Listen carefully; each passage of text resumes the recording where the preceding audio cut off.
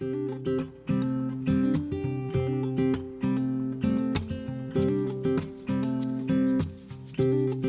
role is to be out in the community giving information and outreach programs to really anybody that will listen about ways that we can keep kids safe, specifically in our community in Berrien County.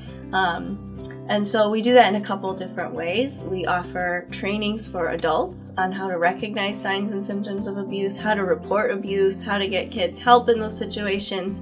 And then the other side of what we do is we also educate children in our community too. We think it has to be two sides. We think the adults who are in charge of children have a responsibility to keeping them safe. So they need to know the right ways to react in situations, but then kids also need to understand, that they have rights and that there are people that they can talk to if they need to.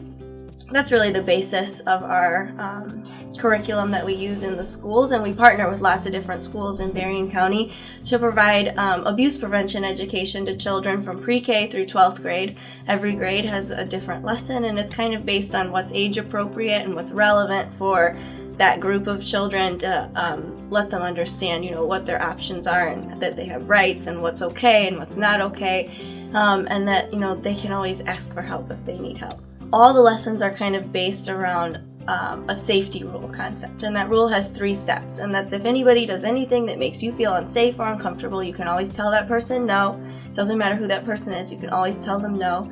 You do what you need to do to get away from people who make you feel unsafe or uncomfortable, and then you talk to a trusted adult. When children have to talk about a traumatic event such as sexual abuse over multiple sessions, sometimes that can poke holes in a legal case. Sometimes they might tell a detail this time but leave it out the next time, and that can get in the way of maybe a jury or a law enforcement agency. So the model that we use here, the child comes to our center. It's very child-friendly. We've got a lot of child-friendly pictures on the wall and stuffed animals and stuff that the children can play with. But they also get to come here and tell their story one time. That story is videotaped, and we can bring any agency who's involved in these investigations here to the same place. They can watch me do that interview. And that way we can have all of our questions answered at the same time, because I'll wear an earpiece so that if anyone has a question, they can just talk right into my ear and we get all of the questions answered with one interview. Children usually come to us through the forensic interview process and then are referred to clinical treatment here at our agency. Sometimes they come through different avenues like the prosecutor's office or law enforcement, but typically that is a result of offering them treatment after they have been forensically interviewed. The TFCBT model, the trauma-focused cognitive behavioral model, is heavily based on play therapy and a lot of art therapy, engagement with the family members, because as we know, kids don't heal in one isolated hour-a-week treatment. They heal with their community.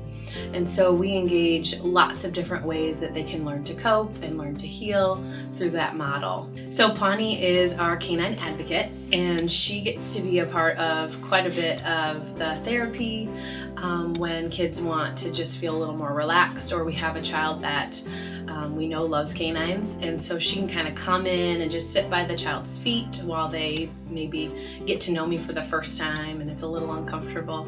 They can pet her or draw pictures of her. So one of the services that we offer here at the CAC is court preparation. Unfortunately, a lot of our kids have to end up being a part of the criminal justice system, and so sometimes they have to testify in court. And so what we have in our conference room is a mock courtroom, so that children can become really familiar with what that environment and that witness stand might look like and feel like. So we will bring them in, and sometimes we'll even bring in a prosecutor that might be prosecuting their case, or the advocate, and help to just walk them through what that day might look like and feel like. Things that just help to acclimate these kids to what that process, and frankly what a kind of scary process for any of us would be like.